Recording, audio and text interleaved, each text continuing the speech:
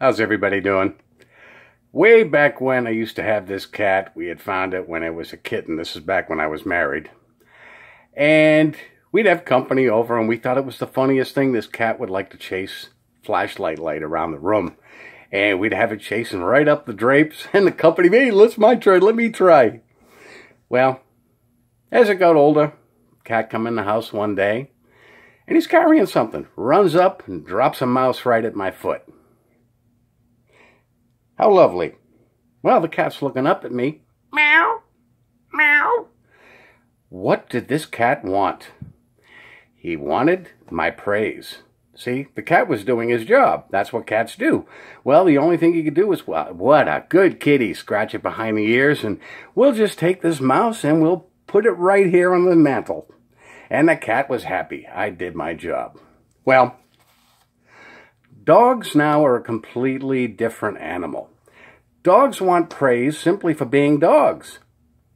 You come home from work, trash can's tipped over, your Nikes are chewed up, and that dog walks up, all happy as hell to see you.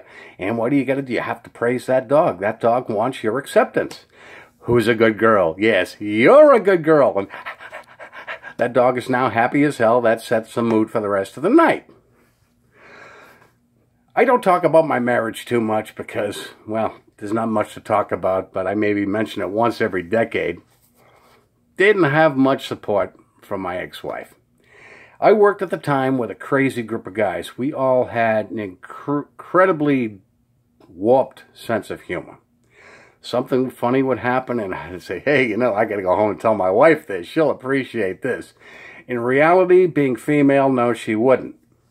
I would come home and start telling her stuff, and just prior to getting to the funny part, she'd look at me.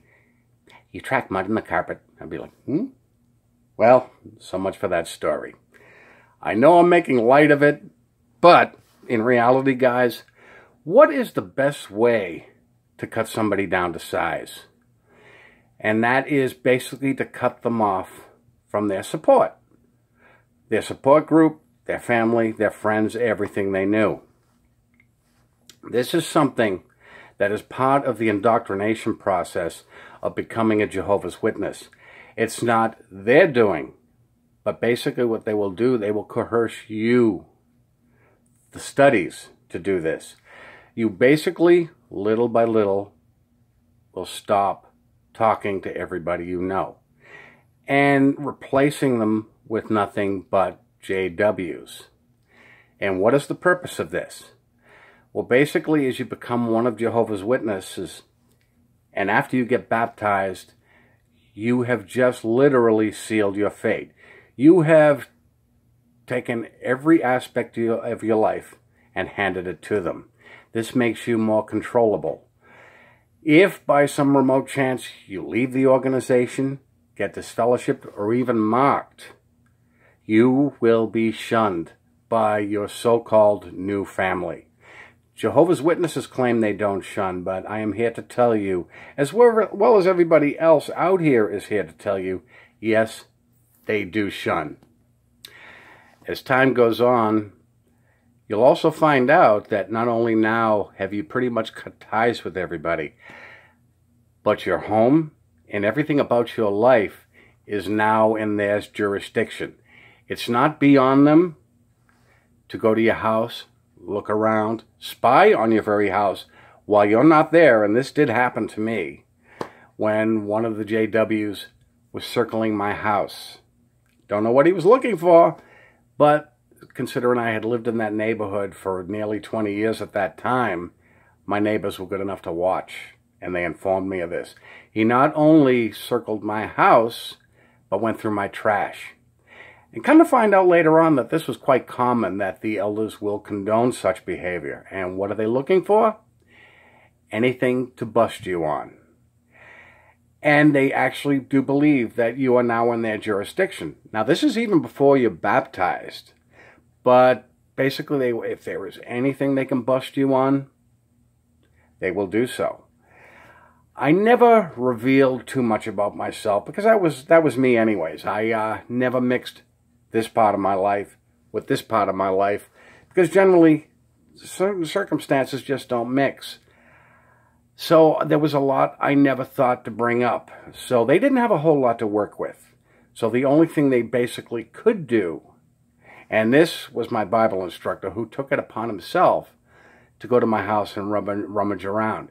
And he actually, and I did this on a video last year, had mentioned this, he gave himself away as far as going through my trash when he asked me if I used to smoke cigars, which I did. And it was a day or so later that I realized I had been doing some housework, came across an old pack of cigars and threw them out.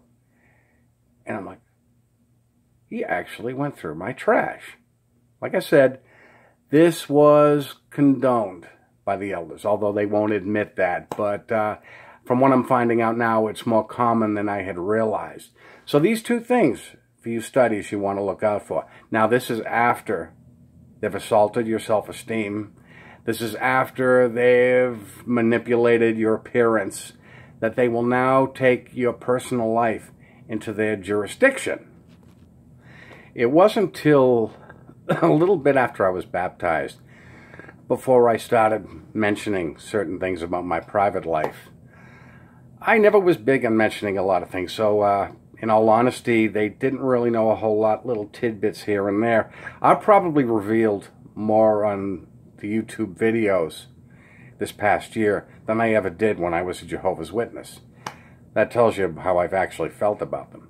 But it was after I was baptized that I started mentioning things. A couple of family members were in town and I had mentioned this. And this one elder pulled out a pad and pen. Oh, what are their names? I kind of thought that's strange. Why are you going to write this down? As it was, I gave them a couple of dummy names. This was back when they had the old Tuesday night book study groups. I really didn't like that. And then I found out that not only will they have keep your name on file for the rest of your natural born life, but as well as any family members that are not JWs that you mention will also be on your file. For the what purpose, I don't know. That's the other thing I want to mention to you studies. There is a file on you. Whether you're mocked, reproved, disfellowshipped, come back, or leave permanently, that file stays on record. There was a lot of mention before becoming a JW that you may want to write a letter of resignation to your old religion just to get you off of the books. Yet, that does not apply when you're one of Jehovah's Witnesses. Basically, if you're disfellowshipped and leave, you could be gone for 10 years, you are still on file. Don't know the purpose of that. And even if you come back and all is forgiven, which I'm going to do a video on in the future, your disfellowshipping will still be on record, so they still hold accountability forever. These are some things that you want to keep looking at and keep your eye open for. The other thing you're going to find out, and this was what I had mentioned in my last video, if you think you have freedom of speech, and somebody had made a comment to me, this was on Adrian's channel last week, that yes, Jehovah's Witnesses have freedom of speech. Yes, of course they do. And that basically only if you agree with everything you hear from Watchtower. Try voicing your own opinion. It ain't going to happen, okay? There is no freedom of speech. Once you're dunked in the water, you are now living in a totalitarian society. Your opinion is now Watchtower's opinion. So not only have they decimated your self-esteem, you now have no opinion. So when you go into the Kingdom Hall, you might as well remove your brains and hang them at the door because you're not going to need it. I've done a video on the Watchtower study some time ago, which it isn't a study, it's more of a brain conditioner. But basically, your own opinions, your own mindset, nothing is yours anymore. You agree with Watchtower 100%. And that's it. You have no opinion. Your opinion is what the governing body tells you. And if by chance they have new light, you have to automatically change your opinion to whatever they tell you. See, you become an apostate if you believe what they taught yesterday, but they're no longer teaching it. That makes you an apostate. You'll find that once you're one of Jehovah's Witnesses, one of the worst things to be called, if you're a JW, is an apostate. Which, if you actually look up the meaning of the term, there's nothing negative about it. It simply means somebody who's changed their beliefs. So anybody who has become one of Jehovah's Witnesses from another faith, or anything else for that matter, is automatically an apostate. But they will label you. They'll make comments like you're talking like an apostate. You know, I've probably used the word apostate more since making these videos than I ever did when I was a JW. There were just some words I never used, and you'll find that Jehovah's Witnesses have their own language.